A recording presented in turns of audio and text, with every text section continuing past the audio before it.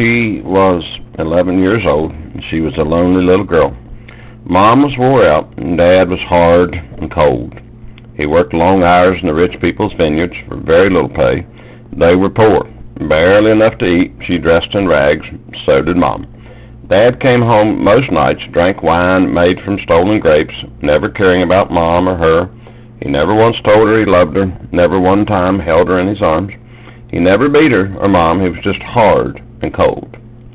Mom was old, far beyond her years, and the little girl was left alone and lonely.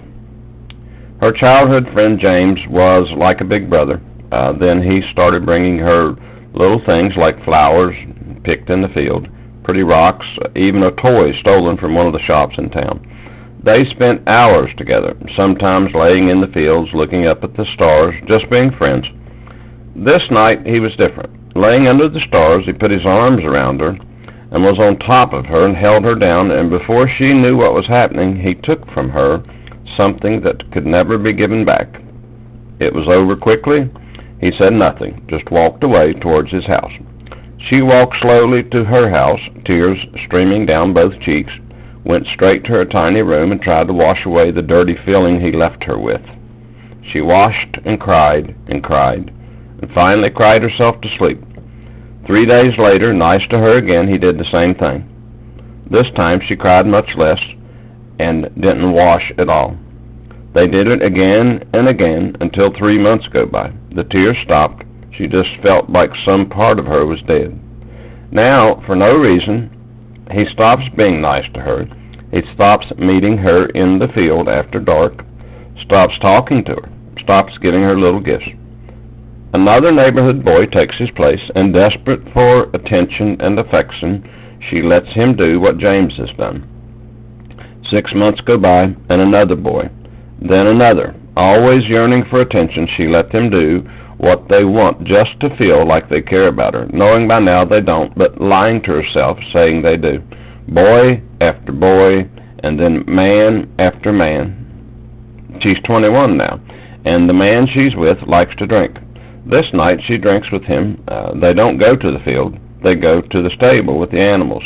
He does what he wants, and in the middle of it, they're caught. 3 men, drunk, catch them. They grab her, take her to the high priest. Him they let go. Why do they take her and let him go? Locked in a room till dawn, she goes before the religious courts. Pronounced guilty, she's sentenced under the law of Moses to die. Caught in the act of adultery, she is to be stoned. Where is the man that was with her? She's roughly dragged into the street, cursed and punched and spit on. 2 of her accusers have slept with her many times.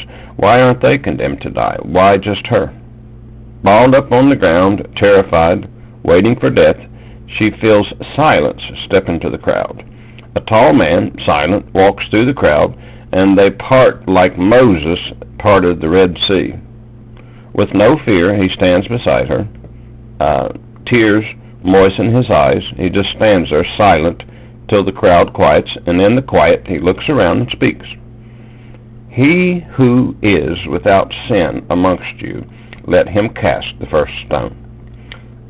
Silence again, and in the silence men begin to leave one by one till there is no one left but the tall stranger and her. With his eyes still full of tears, he says, "Woman, where are your accusers? Has no man condemned you?" And her reply is, "No man, Lord." And Jesus says, "Neither do I condemn you. I love you. Go your way and leave your life of sin."